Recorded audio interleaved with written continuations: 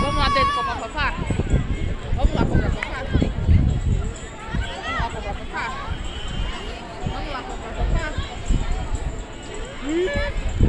Eu sou bem.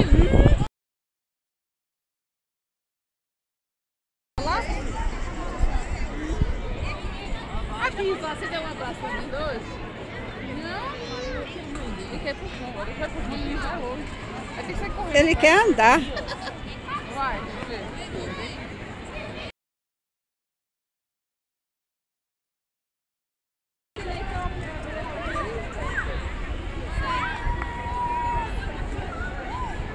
Ah, mãe, a senhora nunca viu o Vitor jogar bola? A senhora nunca viu o Vitor jogar bola? Fica olhando. Aqui o Vitor, aqui, mãe. Cadê a bola que eu não tô vendo?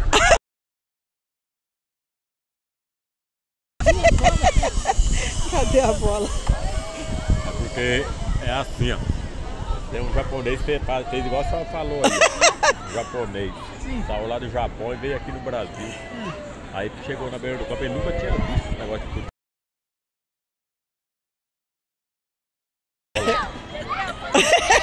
Aí ele se admirou e falou, o quê?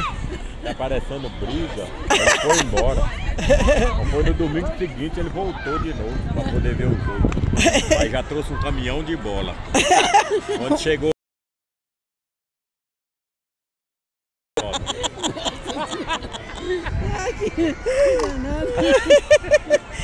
Tá aí, eu cadê Trouxe a um bola? caminhão de bola que deu uma para cada um. Deu pra cada um. É que um monte de gente correndo atrás de uma bola. Uma só, né?